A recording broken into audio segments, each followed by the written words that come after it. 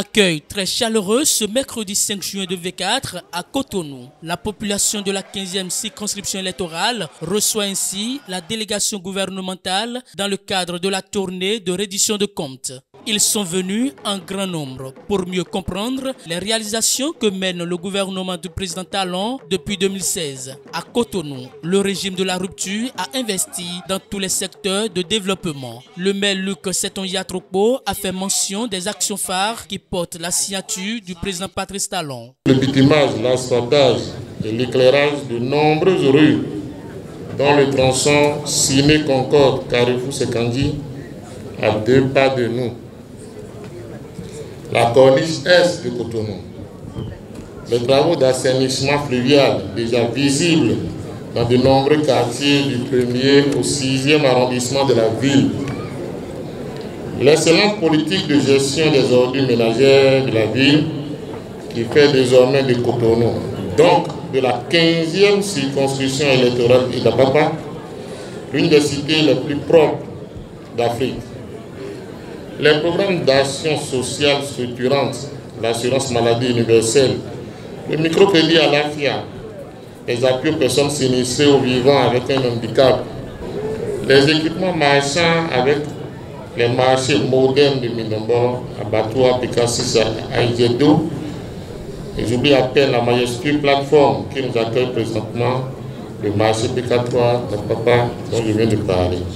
Secteur par secteur, la mission gouvernementale a exposé à l'assistance tout ce qui est fait pour le bonheur des Béninois. L'éducation, l'emploi des jeunes, les microfinances aux femmes, le financement des projets agricoles, le projet Arche, l'économie locale, tous les secteurs ont été passés en revue.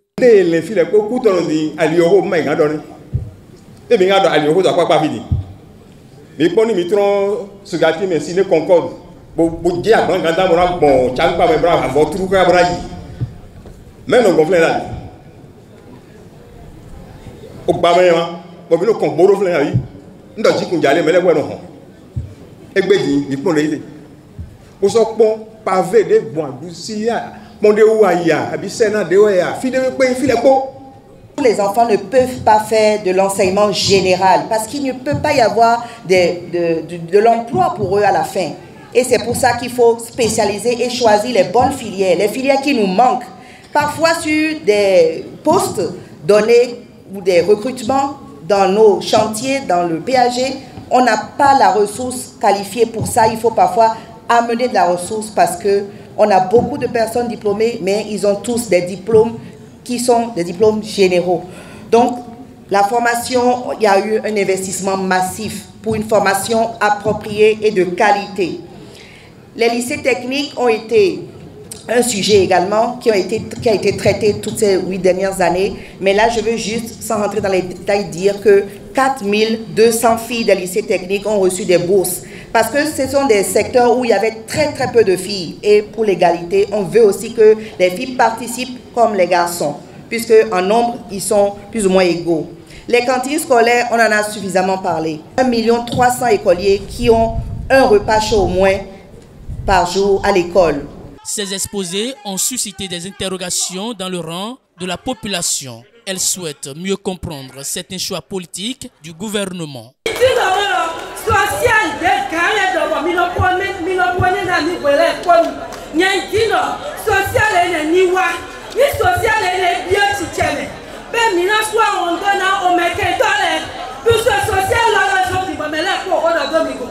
La mission gouvernementale a apporté des éléments de réponse aux préoccupations des participants. Aucune œuvre n'est parfaite. Et nous avons été missionnés pour vous en rendre compte humblement. Quelques importantes réalisations. Pour écouter aussi ce que vous avez à nous dire, pour en rendre compte. Comparaison n'est pas raison, mais nous savons tous d'où nous sommes partis.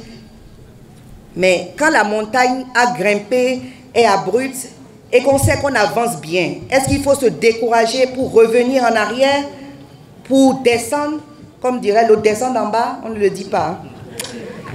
La montagne, c'est l'élan de développement de notre nation et notre patriotisme à chacun est aussi essentiel pour atteindre le sommet. nous voulons vous inviter de ce gigantesque marché moderne à Papa qui sera ouvert prochainement. La marque de reddition de comptes imprimée à la gouvernance Talon est appréciée par la population.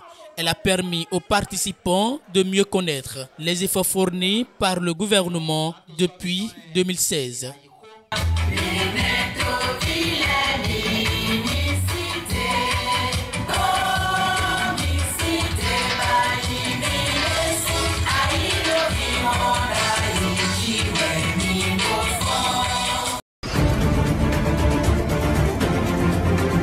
Je pense que c'est de très belles impressions parce que ça vient combler un vide.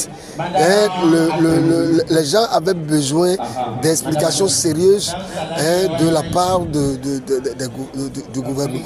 Et ces choses faites aujourd'hui, et vous voyez comment est-ce que d'abord il y a du monde et les gens expriment à travers leur questionnement, leur participation, expriment vraiment leur joie d'être là et d'écouter le gouvernement même expliquer ce qui est fait jusque-là. Nous allons essayer de continuer, de relayer ça dans les bases, dans les jours à venir. Vous comprenez déjà que les mesures qui ont été prises ont été dites.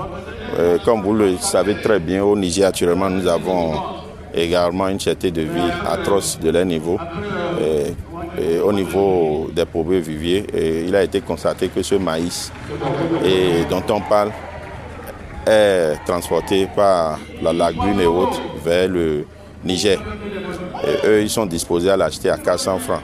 C'est ainsi qu'aujourd'hui au Bénin, le maïs est passé à 450. Donc c'est la seule source. Donc ce problème a été réglé. Je pense que la douane béninoise ainsi que la police a été instruite pour qu'on referme ces circuits, pour que le maïs revienne à son prix normal.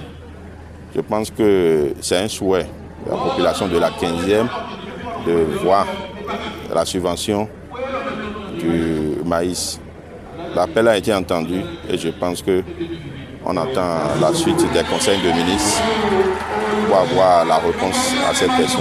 Pour dire la vérité, c'est la vie chère, ce n'est pas seulement au Bénin que la vie est chère. De nos jours, la vie est plus chère dans presque tous les pays de la sous-région que le Bénin aussi. Mais pour parler du Bénin, le chef de l'État, il est en train de tout faire pour pouvoir arranger les situations. Concernant la cherté de la vie, c'est pourquoi par rapport au microcrédit par exemple, ils sont en train de dire qu'il faut augmenter les 100 000 à 150 000 et à 200 000 francs pour les femmes. Et aussi, il y a dans les années à venir beaucoup de création d'emplois parce que la GZ qui est là maintenant, dans peu de temps, ils vont envoyer beaucoup d'autres usines qui vont employer beaucoup de Béninois, beaucoup de jeunes. Tout ça, là, ça va contribuer à permettre à la population de s'en sortir financièrement. C'est vrai qu'on ne peut pas tout faire immédiatement, mais c'est petit à petit que l'oiseau fait son nid, dit-on. On peut encore espérer. Quand on prend le goût du pouvoir, on n'arrive plus à le lâcher. Maintenant, la question que je me pose, est-ce que le peuple est content? Si le peuple est content, pas de problème. Si le peuple n'est pas content, alors là, il y aura problème. Avant que la junte militaire ne prenne au pouvoir au Burkina, il avait un problème crucial. Le pays avait un problème crucial, celui du terrorisme. Et vous êtes sans savoir que les terroristes menaçaient les populations, ils les tuaient, ils les emportaient. Donc c'est pour régler ce problème particulièrement que la junte est venue. Et lorsqu'il est venu, vous pouvez le deviner comme moi, vous pouvez sur les ondes. Je pense que ce phénomène a commencé par diminuer, a commencé par battre en retraite. La prolongation du mandat d'Ibrahim Traoré, si c'est voulu par son peuple, nous, on ne peut pas rentrer dedans. Seulement que nous souhaitons que Ibrahim Traoré permet la pratique des 14 principes de la démocratie, Ibrahim Traoré permet quand même le respect des droits de l'homme, respecte la dignité humaine.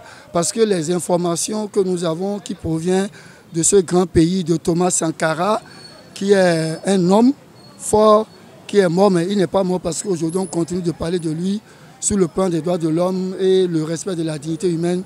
Ça ne semble pas être trop bon pour le Burkina Faso. Mais ce que moi je veux dire, si la junte laisse le pouvoir encore aux civils, est-ce que ce phénomène ne va pas rebondir et puis s'aggraver davantage? C'est pourquoi moi je dis, ce n'est pas que la junte va rester indéfiniment, non. Mais le moment, le temps qu'il va faire pour éliminer définitivement ce problème, c'est ce moment que la population a commencé à chercher. Depuis que Ibrahim Traoré est arrivé là, il a réussi à innover, à faire certaines choses, surtout avec le Boko Haram là. Il a fait une lutte farouche avec les petits Boko Haram là. Parce qu'ils ont mis des stratégies pour les localiser et pour les détruire. Ibrahim Traoré, actuellement le président du Burkina Faso, est une école de patriotisme de chef d'État, est une école de comportement humain, des valeurs humaines que malgré qu'on soit chef d'État, on doit donner le bon exemple et pratiquer dans ses actions humaines, ce qui est rare, surtout dans les pays francophones. Et leurs pommes sont importées, leurs haricots viennent ici tous les jours, 2 fois par semaine. Les haricots qu'ils plantent là-bas viennent ici. Moi, j'achète ça et je revends ça. Vous voyez, non? Donc, notre pouvoir ici doit prendre au moins quelques exemples de ces jeunes-là. On a posé des questions aux populations et ils l'ont dit que depuis qu'ils sont là, vous aurez constaté que le terrorisme a commencé à battre en retraite. Donc, donnons-leur le temps de finir définitivement avec ce problème parce que lorsque ça va s'aggraver chez eux, nous aussi, on ne va pas y échapper. Ça, c'est mon avis. Ils ne sont pas là pour rester indéfiniment. Et je suis en train de parler à ceux qui disent non, c'est pas bien, tout ça là. Non, ils ne vont pas rester indéfiniment. Ils sont là pour régler un problème, si je pense bien. Ils sont là pour régler ce problème de terrorisme. Il faut voir Thomas Sankara, il faut voir Nelson Mandela, il faut voir Patrice Lumumba, il faut voir Sylvanus Olympio, il faut voir Gamal Abdel Nasser, il faut voir tous ces panafricanistes là. Ils sont morts, ils sont immortels parce qu'ils sont morts, mais on continue de les commémorer. On continue de les célébrer. Le monde continue de les célébrer. Donc je demande à nos chefs d'État actuels d'aller à leur école. Pas de dictature, pas de brimade, pas de rancune, pas de haine, comme on voit dans certains pays africains.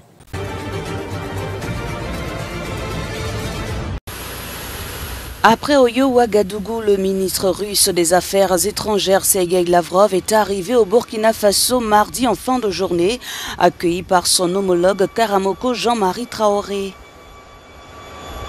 Cette visite s'inscrit dans l'agenda de sa tournée africaine qui a démarré la semaine dernière en Guinée et doit prendre fin au Tchad ce mercredi. Il s'agit de la 6e visite du diplomate russe sur le continent en l'espace de 2 ans. Moscou cherche ainsi à consolider un soutien important dans les pays africains en pleine guerre avec l'Ukraine pendant que plusieurs de ses anciens alliés occidentaux lui tournent le dos. L'offensive russe a permis depuis de renouer des accords en matière de défense avec les pays du Sahel, d'approvisionner plusieurs autres en blé et en armes. Mais également, le pays négocie de nouveaux partenariats miniers pour son industrie.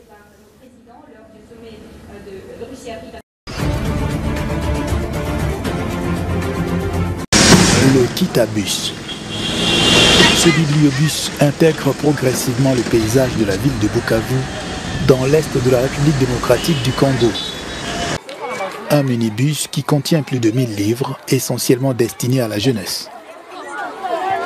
Il sillonne les écoles des 3 communes de la ville pour stationner en pleine cour de récréation. Une trouvaille de l'Institut français de Bukavu et les élèves en raffolent.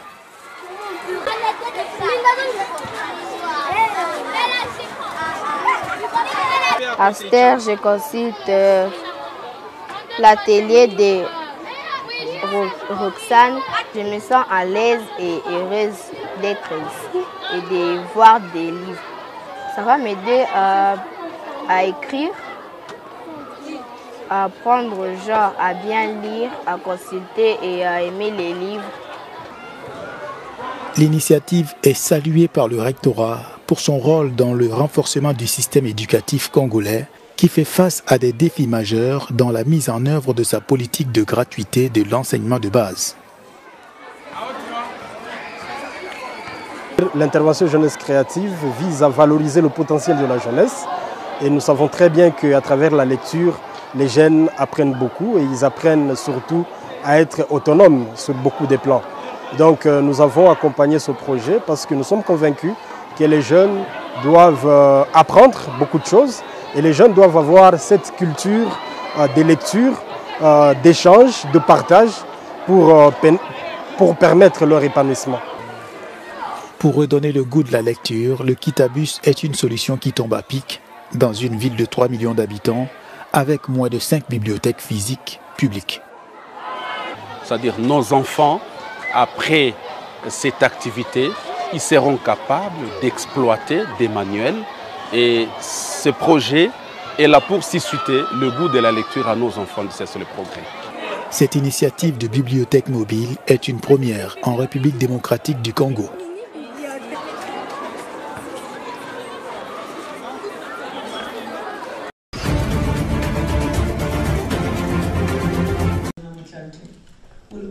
En Afrique du Sud, les consultations en vue d'une coalition pour un nouveau gouvernement se poursuivent. Le Congrès national africain a déclaré mercredi avoir eu des discussions avec 5 partis d'opposition. L'ANC a commencé à s'engager avec les partis politiques.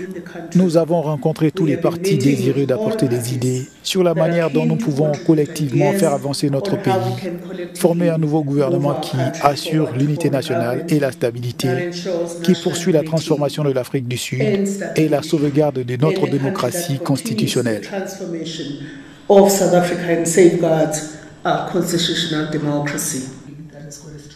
L'ANC a perdu sa majorité parlementaire lors des élections de la semaine dernière, sans qu'aucun parti ne parvienne à le dépasser. La situation actuelle a créé des incertitudes et des risques, mais aussi des opportunités pour faire avancer le pays. Plus déterminés à s'attaquer aux problèmes du peuple, plus déterminés à s'unir et à affronter l'avenir ensemble en tant que Sud-Africains.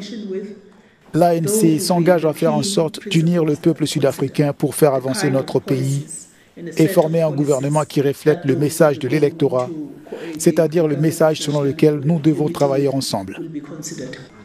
La formation politique se dit prête à collaborer avec les partis ayant participé aux récentes élections en vue d'un gouvernement d'unité nationale.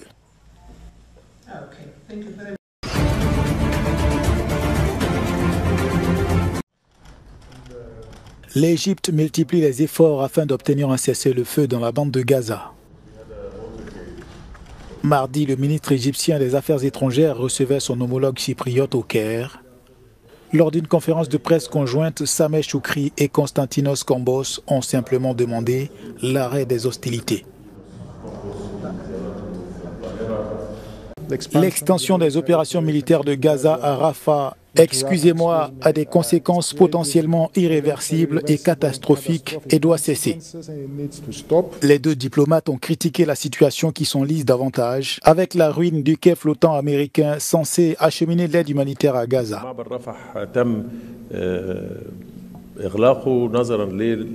Le point de passage de Rafah a été fermé parce qu'il était devenu le théâtre d'opérations militaires auxquelles participaient des combattants et qu'il n'était pas approprié pour sauver la vie des chauffeurs de camions et des personnes travaillant dans l'humanitaire de le maintenir comme moyen d'accès à l'aide en raison du ciblage dont ils allaient faire l'objet et des dommages liés à l'opération militaire à laquelle ils auraient dû faire face.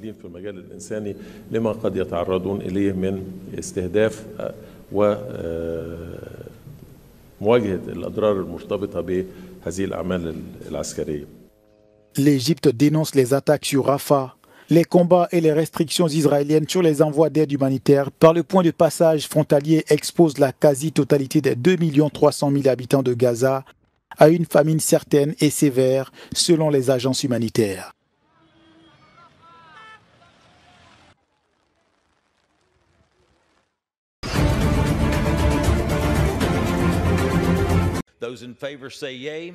La Chambre des représentants des États-Unis a voté mardi en faveur d'un texte de loi qui pourrait instaurer des sanctions contre des membres de la Cour pénale internationale et pour cause de la demande des mandats d'arrêt contre des dirigeants israéliens dont Benjamin Netanyahou et du Hamas pour des crimes de guerre et crimes contre l'humanité présumés commis à Gaza et en Israël, demande formulée par le procureur général de la CPI le 20 mai. La Cour pénale internationale a outrepassé son autorité et créé un dangereux précédent en demandant des mandats d'arrêt contre le Premier ministre israélien Netanyahou et le ministre israélien de la Défense aux côtés des terroristes du Hamas. Et je vais être clair, le dossier contre Israël est sans fondement.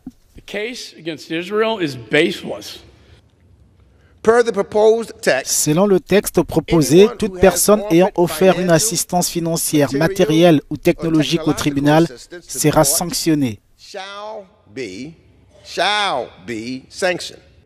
Le texte a été voté par la majorité républicaine à la Chambre des représentants, mais il pourrait être rejeté au Sénat, dominé par les démocrates.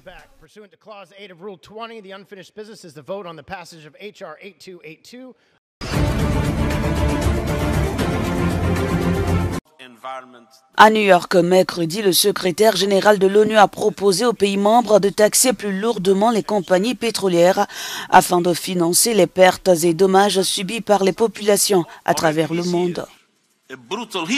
Cette année, une vague de chaleur brutale a déjà frappé l'Asie avec des températures records, ratatinant les récoltes, fermant les écoles et tuant des gens. De New Delhi à Bamako en passant par Mexico, les villes sont en proie à la canicule. Aux États-Unis, de violentes tempêtes ont détruit des communautés et des vies.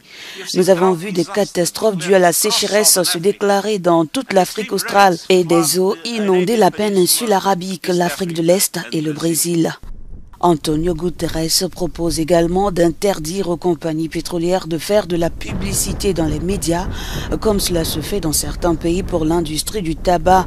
Pour réduire les émissions de dioxyde de carbone, il recommande de lever les subventions sur les produits pétroliers. Le changement climatique est comme une taxe cachée que payent les gens ordinaires, les pays et communautés les plus vulnérables. Pendant ce temps, les parrains du chaos climatique, l'industrie des combustibles fossiles, engrangent des bénéfices records et se régalent de milliers de milliards de dollars de taxes payées par les contribuables. Pour le patron de l'ONU, il est temps de mener une action globale et équitable pour atténuer les impacts du changement climatique et protéger les populations les plus vulnérables.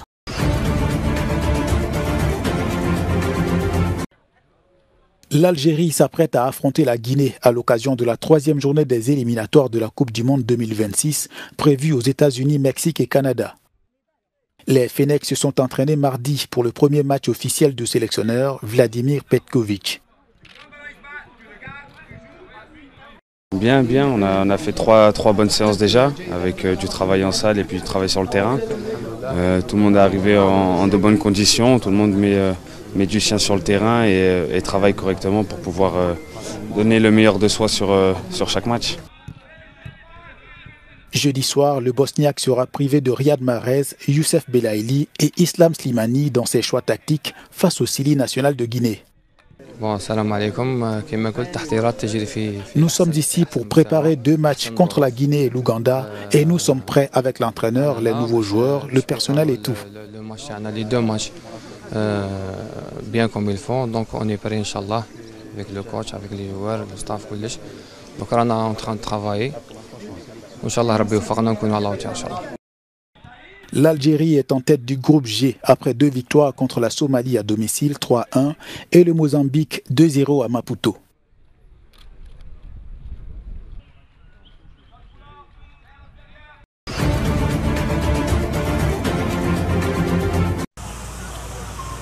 Aux États-Unis, à Louisville, une maison qui compte 2 chambres et une salle de bain renferme bien des secrets. Cette résidence, devenue musée, a vu grandir le légendaire boxeur Mohamed Ali. Elle a été mise en vente ce mardi, en même temps que 2 maisons voisines. L'une d'entre elles avait été transformée en boutique de cadeaux, tandis que l'autre devait être louée à court terme.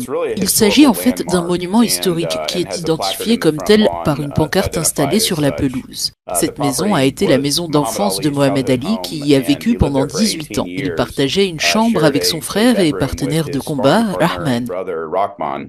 C'est dans cette maison que Mohamed Ali a été encouragé à essayer la boxe pour la première fois à l'âge de 12 ans et qu'il a décroché sa médaille d'or olympique et ainsi entamé sa première carrière de boxeur professionnel. Les vendeurs proposent le lot des 3 propriétés à $1,5 million. La vente est conditionnée à la préservation de ce patrimoine historique afin de continuer à le partager avec les communautés qui s'y identifient. Nous avons reçu énormément d'intérêt pour cette propriété et évidemment Mohamed Ali est une personnalité dont le nom résonne dans toute la culture américaine, que ce soit dans la culture de la boxe, la culture noire américaine, la culture musulmane américaine. Nous espérons pouvoir vendre l'une de ces propriétés à un prix abordable. Nous espérons aussi qu'une association de préservation du patrimoine puisse intervenir et travailler avec nous pour nous aider à transmettre ces biens. Entièrement dédié à Mohamed Ali et à sa famille, le musée Mohamed Ali est l'œuvre de l'avocat Georges Bochetto. On peut y admirer des photos, des vidéos et des objets ayant appartenu au boxeur.